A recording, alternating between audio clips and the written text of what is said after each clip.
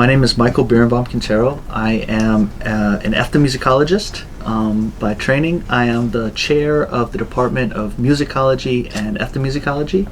My name is Maria Abe. I teach ethnomusicology at Boston University. Musicology is obviously the study of music, and ethnomusicology is kind of the study of music within culture. If you want to understand the way in which music works, you have to understand the experiences of the people that it comes from, and you have to understand the experiences of the listeners. And maybe if you hear something that comes from a different place, you don't know the rules of how it works because the instruments are different, the sounds are different, and so on. I've taught courses on immigration, politics, and memory in pop music in the U.S. I've done music, sound, and ecology. So I teach the uprock, boogaloo, and banda, Latinos making music in the United States. So those are all different musical genres. And I also teach musical cultures of the world. The Kilichan class is called Race, Gender, Music, and the Making of Latin America. We use music to trace how Latin Americans in different countries from across the region sort of imagine themselves and construct themselves as countries, and the way in which music manifests some of the tensions, particularly in issues about race. There are a lot of courses at a lot of universities, including BU, that are about Latin America. But it's a lot harder to find courses that are about the experiences of people who are Latinos who were born and grew up here in the United States. You have to look at the experience of Latinos in the United States in ways that are different from Latin America itself. I noticed that there weren't so many courses that were being offered about that, and I thought it was really important.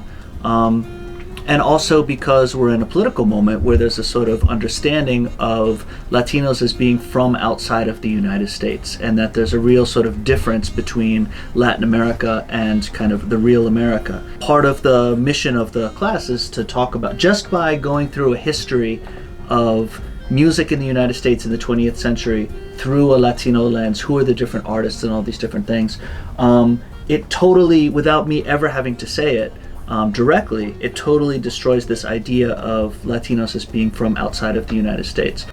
A lot of people assume that music or arts broadly kind of belongs to this separate, right, fluffy place that has nothing to do with the way the world works, the society, politics.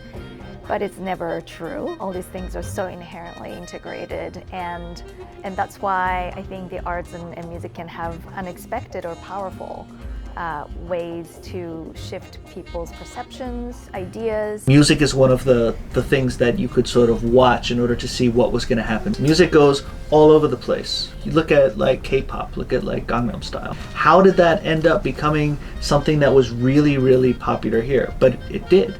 And yet, despite going so far and crossing so many boundaries and all of these different things, we feel it like it's ours. It is a great way to relate, right, and to share and to also kind of tap into your own roots. I teach a class sometimes that's an ensemble where we play all like different types of Afro-Latin American and Afro-Caribbean music. They get really, really kind of freaked out that there's no like notes to play from. I make them play instruments that they don't know how to play. Everybody has to switch between different instruments. Everybody has to sing. Everybody has to dance, because that's part of how it works in the place where it comes from. The tuning is different, the rhythm is different, and like, how do you dance to this? Or it's just too loud and cacophonous. But once you learn how to listen creatively, more openly, it really broadens your horizon. What we do with the fact that we are entangled with each other, right? What we do with the fact that we are related to people who are different from us, that's kind of up to us. There's a really cool music department on the second floor of the HTC. We talk about music, we talk about history, we talk about culture, we talk about politics, we talk about we talk about sort of what music means in our collective lives. And it's a base for economic development, it's a base for making political claims. It's really, really powerful and really, really important. I think a lot of students don't know about this department, right? But we all cover different parts of the world, different topics. So yeah, come take more classes. We're right here.